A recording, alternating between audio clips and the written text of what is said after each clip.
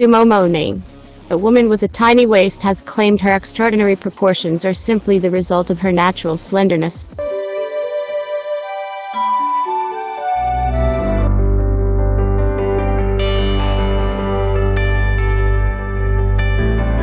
Healthy mind, safe life in the world, and safe after death. Why should we be sound in mind? First, because we have the mind ourselves. Second, as the physical body of the mind should be attended to by its health. What are the advantages of having a sound mind? The advantage is to minimize the likelihood of us getting hurt. It can avoid speaking wrongly, and far from the possibility of other harm, and we can become wise and prudent. When it comes to religion, you will avoid religious drunkenness, avoid practicing false religious teachings, being an apostate, and a false radical can continue to be a terrorist. And how do you expect to acquire such a sound mind? The trick is to practice critical thinking, to practice clear thinking, to see or analyze something instead of using colored glasses, or to use a colored mind, meaning unclean thoughts. What can we gain if we always use common sense? Just as a healthy body makes us suffer and troublesome, so a sound mind produces good things, will produce good works, will avoid hurtful things, will avoid distressing things. Real-life examples we can find if we always use common sense are: first, we will be able to speak well, truthful, unflinching, no swearing, no blasphemy, no slander. It does not provoke, it does not offend others, it does good manners, it does not display good manners, it does not offend others. The second will enable us to behave, not be greedy, not to cheat, not to steal, not to hark, not to bribe, not to corruption, not to commit adultery, not to drink, and so forth are bad practices. We may even help others in need, whether they be energy, mind, or material. We are not stingy, but are moved to provide within our means. If we use common sense so that we can speak and do all sorts of good and right, then we will avoid being hated by others and be ensnared by the law, thus keeping our life in this world safe and secure. Will our lives that are saved in this world also result in our survival in Akhirah? He answered yes, or at least we would be better off than if we had lived in a world that was hated by others and had to deal with laws that resulted in frequent punishment or imprisonment for bad deeds. What if we pray hard, worship hard, and pray hard for forgiveness? Does it make no difference, meaning that in Akhirah we will not survive and will suffer pain? Pray good not for yourself but good hopes for others, and beg forgiveness so as not to repeat the bad deed ever done, or at least reduce the evil that follows. Can do little to lessen the suffering in the Akhirat, that is, the suffering in the next realm of life after death. Why is that so? Because if suffering in Akhirat can be eliminated only by praying, beg forgiveness and worship, so no one will suffer in Akhirat or suffer in the next life after death. The simplest and shortest example of good prayer or hope is by sincerely saying, sincerely and thoughtfully, "May all the creatures be happy." Good prayer is a good deed too.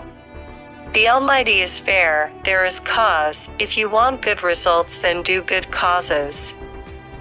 The way to persuade the Almighty is to do good. Doing good is real prayer. It is good and effective. Rather than pray for yourself, pray well, rather than pray for others.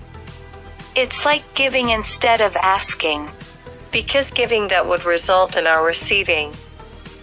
Planting sweet mango fruit seeds in a fertile field and treating it well will produce a thick, sweet mango fruit.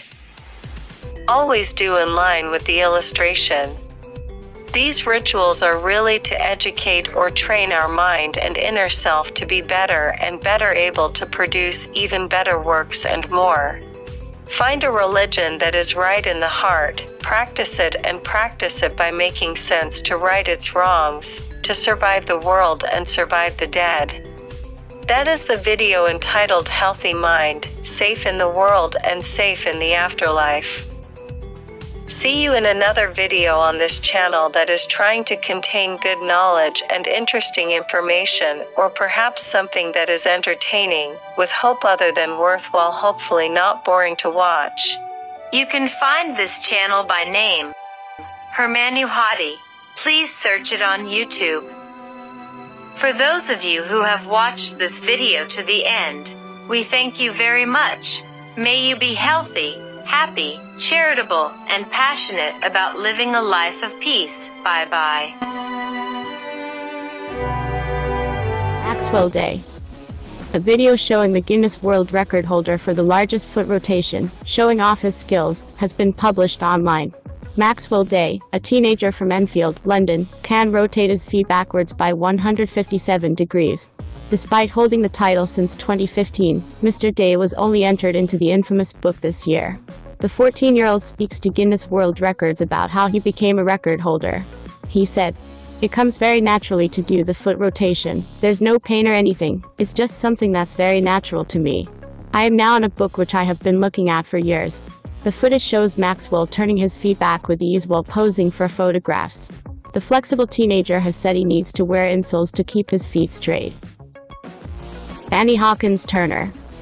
There are women who go to incredible things to get big chests, including numerous life-threatening operations. There are women who are born with exorbitant chest. In January 1999, Annie Hawkins around the world at home, known under the name of Norma Stitz, set a world record.